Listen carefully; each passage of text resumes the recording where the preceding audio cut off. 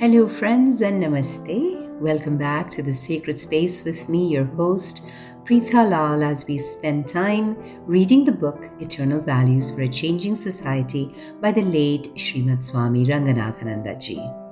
As you are aware, if you're following the space, Swami Ranganathananda was the 13th president of the Ramakrishna Matan mission, but he was also so much more. He was a scholar par excellence, a spiritual ambassador for India, a philosopher, a world teacher, and a guru. This multi-volume treatise that I have decided to read to you through this podcast is a testament to the breadth of his knowledge and the depth of his wisdom. Today, we will conclude this chapter that we've been reading and read more on the Swami's take on the nature of the self of the human being. True to his vast knowledge, the Swami speaks of this Vedantic concept and finds beautiful alignment with the works of H.G. Wells, G.P. Wells, and Julian Huxley. It may be of interest for you to know that this chapter that we've been reading and that we will be concluding today is a speech that was delivered by the Swami at the Gita Jayanti celebrations observed under the auspices of the Ramakrishna Ashrama in Mysore in the December of 1934. That was then. This is now in 2026. Let us begin reading his timeless words. The nature of the self of the human being. The two important problems that absorb the attention of Sri Krishna are the nature of the self and the problem of conduct. Of these, he proceeds first to a consideration of the former and disposes of the latter afterwards. The ego in the human is the cause of all errors and the origin of all false values. It is that to which we refer all our judgments regarding everything in our experience, and being itself limited and circumscribed, it cannot confer infallibility upon its judgments. Hence the errors, hence also doubts which demand further enquiry. Deeper inquiry reveals the totally unreal character of this ego, thus shifting our sense of selfhood to a deeper reality. Here we come across the great Vedantic concept of the Sakshi, or the witness or the ultimate observer, which no philosopher in the West has arrived at, but towards which Western thought is steadily and unmistakably proceeding through its application of scientific methods to the problems of psychology and epistemology. That the ego is unreal, that the human being's individuality or selfhood does not consist in the ego, is a central truth in Buddhism. This is what modern biology and psychology also hint at. Says that voluminous digest of modern biological knowledge, The Science of Life by H.G. Wells, G.P. Wells, and Julian Huxley, and I quote, "Alone is the silence of the night, and on a score of thoughtful occasions we have demanded, can this self so vividly central to my universe, so greedily possessive of the world, ever cease to be? Without it, surely there is no world at all. And yet this conscious self dies nightly when we sleep, and we cannot trace the stages by which, in its stages, it crept to an awareness of its own existence." Unquote. Personality may be only one of nature's methods, a convenient provisional delusion of considerable strategic value. The more intelligent and comprehensive man's picture of the universe has become, the more intolerable has become his concentration upon the individual life with its inevitable final rejection. He escapes from his ego by this merger, which is the identification with and participation in a greater being, and acquires an impersonal immortality in the association, his identity dissolving into the greater identity. This is the essence of much religious mysticism, and it is remarkable how closely the biological analysis of individuality brings us to the mystics. The individual, according to this second line of thought, saves himself by losing himself.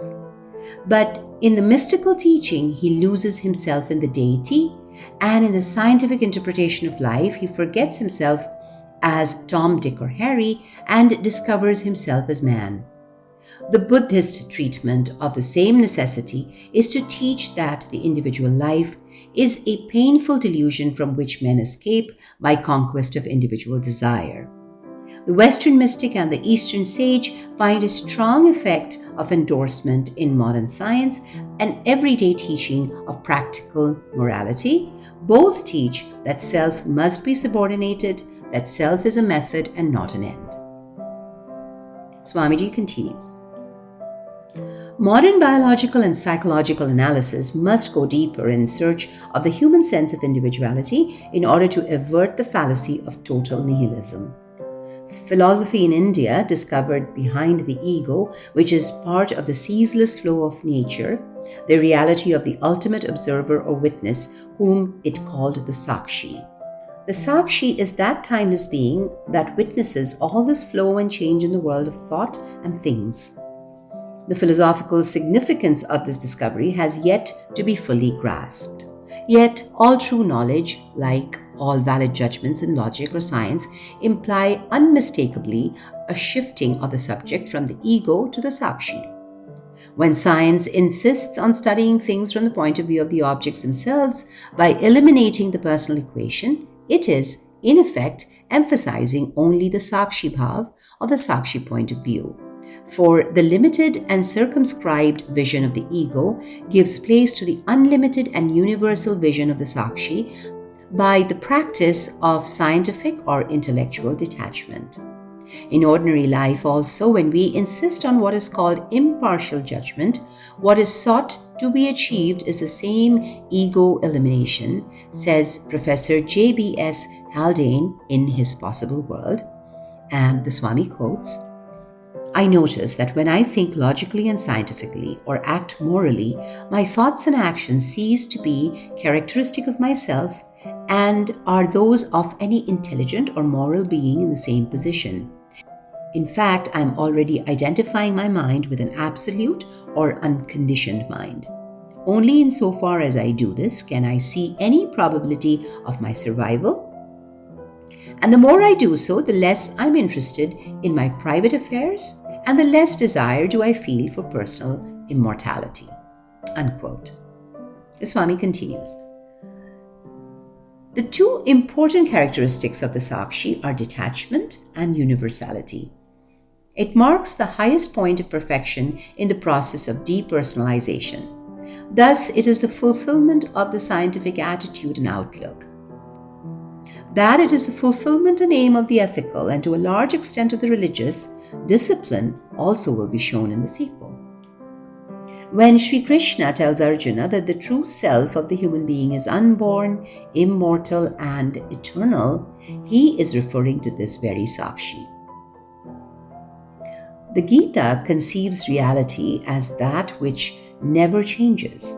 The ego, being subject to change, is unreal, so also are its objects. Hence, Sri Krishna asks Arjuna to transcend the dualities of experience like heat and cold, pain and pleasure, and identify himself with the permanent and unchanging being or the Sakshi. The difficulty of truly comprehending the Sakshi, being the ultimate subject or observer, is well expressed by Sri Krishna thus. He says, Some look upon this self as marvelous. Others speak about it as wonderful. Others again hear of it as a wonder. And still others, though hearing, do not understand it at all. The philosophy of the Atman, its ethical implications. Thus does Sri Krishna impart to Arjuna a knowledge of the philosophy of the true self in Sankhya Yoga. Next, he proceeds to draw the ethical implications of his metaphysics. Sri Krishna recognized long ago that a rational ethics must be based on the highest metaphysics. Humankind has been searching for a sanction for ethical discipline. Prophets and philosophers have offered various theories regarding ethical life. All religions and philosophies unanimously teach that unselfishness is the highest virtue of all. But whereas religions seek its explanation in the words of an inspired prophet or a revealed scripture, philosophers like Kant find it in the categorical imperative. Both these are unsatisfactory. Ethics could get no sanction from Kant's pure reason and its metaphysics. He fell back upon intuition and practical reason and discovered the categorical imperative as the basis of all ethical behavior. But the demand for a rational ethics is still there, and Kant's categorical imperative is no better, if not worse, in its actual application than ethics based on revelation. In Vedanta and the Gita, we have a metaphysics that explains the rationale of all ethics and morality. Ethics has to solve the conflicts between the rival demands of self and society, selfishness and altruism. When ethics teaches the suppression of self or ego as the essence of moral life, it asks us merely to transcend the unreal and find our being in the real. Why should I be unselfish? Asks the rationalist of today, expecting a rational answer. Because the self is a fever and the self is a delusion, as Lord Buddha says. And since the realization of the truth requires the attainment of the detached viewpoint of the Sakshi, ethical discipline must be combined with scientific and intellectual discipline for its fullest realization. To the discipline of the intellect, which science insists in its pursuit of truth, must be added a discipline of the whole life covering every moment of one's existence. This is yoga as understood in Vedanta and Buddhism. Life is a continuous struggle characterized by ceaseless activity. How to order life and its activities so that it may yield its fruit in the shape of the knowledge of the truth is the great problem and the nameless quest for all humankind. How to make work conducive to individual and social welfare. To this perennial problem, Sri Krishna gives a solution that is at once original and unique in the history of thought.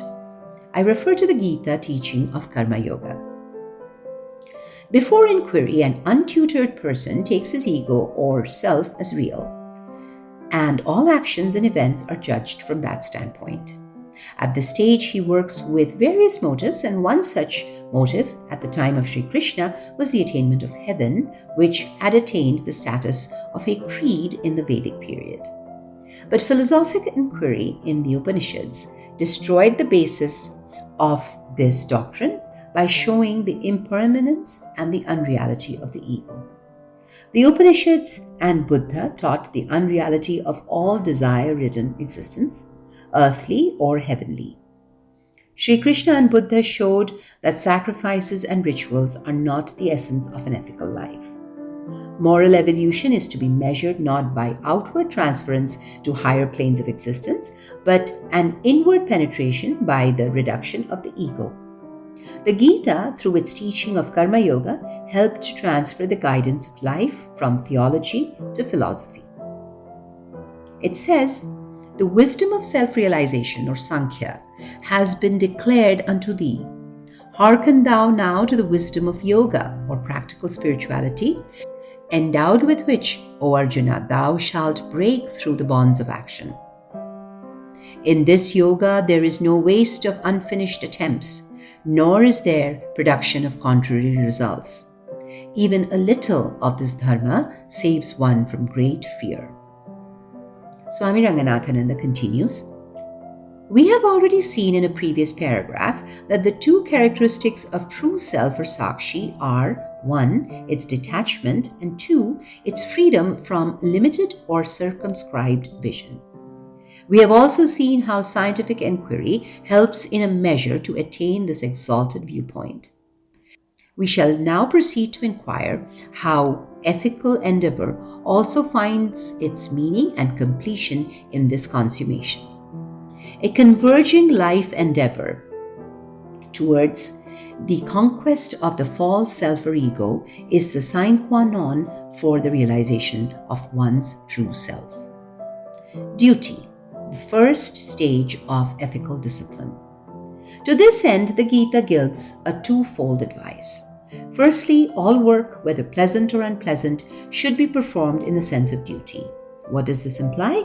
That work by itself is neither high nor low, but the preferences of the ego evaluate all work according to its whims. It is at this stage that people seek for a comfortable life and a comfortable religion. The sense of duty teaches us to disregard the false values that the ego has attached to life and work.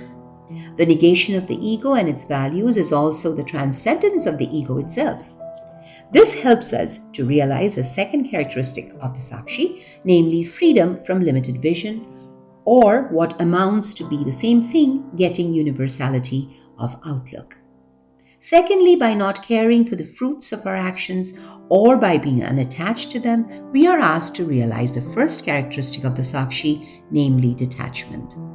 The only condemnation the Gita makes to those who work with various selfish motives is that they are people of small understanding, and defines Karma Yoga as dexterity of action. It extols this attitude in these words: "The wise, possessed by this evenness of mind, abandoning the fruits of their actions, freed forever from the fetters of life, attain that state which is beyond all evil." The spontaneity of human life beyond duty. Thus, duty is the first stage in ethical and spiritual discipline. There is a still higher phase of life, taught in the Gita, which has witnesses among the sages and saints of every religion, but which does not find any serious treatment in any system outside Indian thought. Duty is the hard school where the human being learns to crucify his ego. This phase is characterized by ceaseless struggle and tension. But when one succeeds in shifting the center from the ego to the Sakshi, duty fulfills itself and the individual works from the highest standpoint. The urge to break all bondages and fly into the free air of freedom compels one to criticize and evaluate at a higher stage the concept of duty itself. Duty is certainly high as compared with plane of passions and desires. The moral human transcends the vegetative human. But there is an element of compulsion in it. We may call it inner compulsion or external compulsion. Inner being categorical imperative by Kant, or external when we say scriptural or state injunctions and prohibitions. But compulsion it is. Hence, it must be transcended. The call for freedom is insistent. All bonds must be broken. The person of duty is at best a disciplined slave. Hence, the Gita teaches the individual to rise above even this duty and work as a free being. Loving another because of the mandate of scripture or teacher is good. Doing so as a result of compelling prompting from within is even better. But it is best when love becomes a spontaneous expression of one's whole being. In the first and second stages, there is a possibility of error and a dilution of selfishness. But with the transcendence of the ego and the elimination of self-love, life and love assume an eternal and pure aspect. Life becomes natural and love becomes spontaneous. Such a one can no more stop loving than a rose can stop sending out its fragrance. For here we are no more on the plane of commands or law, but on the plane of nature or expression. The Gita devotes many passages to describe the stage beyond duty, the plane in which the Buddhas and the Christs live. When one attains the Sakshi consciousness, one finds life in an entirely new perspective. All the false values that the ego had attached to life and its functions get destroyed, and they reveal themselves in their true forms. Such a life is the acme of ethical perfection. The individual leaves far behind him all the struggles and joys, hates and competitions, and sorrows and miseries, which is life to every one of us, and learns to view life as a grand harmony, everything in tune with everything else and with himself. Then the words of love alone fall from his lips. All his thoughts make for the good of the world, and all his actions seek the welfare of humankind as a whole. They are, in the words of the Gita, Sarva Bhute Hite Ratha, ever interested in the good of all beings, and their actions and thoughts have always only one reference: Loka Sangrahartam, the welfare of mankind. Truly has it been said by Jesus that such people are the salt of the earth. the grand spiritual synthesis by Sri Krishna.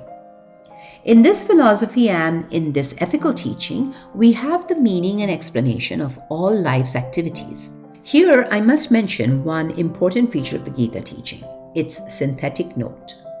Under the hegemony of this comprehensive philosophy of life, Sri Krishna synthesizes all the aspects of spiritual life, aspects broadly known in India as the paths of work, devotion, meditation, and knowledge, and whatever other paths there be, by emphasizing the essential nature and common feature of all of these.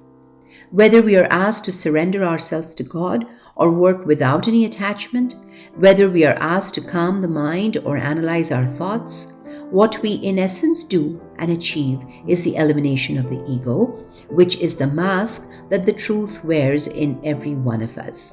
Whatever religious practices we do, whatever phase of life we may live, if once we shift our center of individuality to the Sakshi, we go beyond all the dualities and struggles of life and attain universality of outlook and breadth of the heart. Not only that, all measures of large-heartedness and breadth of outlook, we see the world bespeak only of this attainment in various degrees. We have here in broad outline the Gita teaching and its implication. One thing strikes us, that is its non-sectarian and non-creedal character. In whatever position of life we may be, to whatever creed or religion we may belong, the Gita teaching is unlimited in its scope. It has only one message, the message of strength, the message that raises the human being to higher and higher levels of self-expression. It never seeks to make a Jew a Gentile, a Christian or a Muslim a Hindu, a Westerner an Easterner, or vice versa. It appeals to every man and every woman to apply its teachings to his or her circumstances and march towards the citadel of the truth with only one warning, that is, not to rest content on the way. There is no crying quarter in the search of the truth. Conclusion. Today, the world as a whole is passing through a supreme crisis in all its history. The old world, with its thoughts, opinions, and institutions, is in a state of rapid dissolution. None can yet see clearly the shape of things to come. Deeply embedded in modern consciousness is a desire for the creation of a stable civilization. Thinkers in the East and the West give expression to this urge when they speak of the future world order. If the future is to witness the emergence of a world civilization, the collective wisdom of humankind has to be utilized for its realization. The greatest contribution shall come not from sects and creeds or parties and leaders, but from the spiritual benefactors of humanity like Krishna, Buddha, Jesus, and Muhammad. The present world context, with its gushing passions and high aspirations, somewhat resembles the conditions that obtained in India in the age of the Mahabharata war, when the message of the Gita was delivered. In these days of conflict, struggle, and confusion, we can have no better guide to show us the path to freedom and peace than the message of the rational, individual, and comprehensive spirituality that Krishna taught in the Gita over 3,000 years ago. It is God's message to the human being, eternal, ancient, and ageless. Momentous problems are there before us, which stagger the wisdom of the earth's bravest and best. Let us hope and pray that the new interest that is evident in many quarters in the Song Celestial, as Edwin Arnold called the Gita, may be productive of real and lasting benefit to humanity at large. Thank you, friends, for your time and attention as we conclude this episode today. In the next episode, we will start a short but a very significant chapter called The Avatara as History Maker, where the Swami gets into a very unique and poignant perspective of Indian spiritual tradition. In today's parlance, here in the 21st century, the word avatar has a very comic or a comedic but well-meaning reference to a caricature of oneself on social media platforms and the like. This is the 21st century, friends. And in our 21st episodes, that's going to come up next, we will go back to the origin of this word and the wisdom behind it. Do tune in. For now, I bid you farewell. This is Preetha, and you were listening to Readings from the Eternal Values by Swami Ranganathananda. Namaste.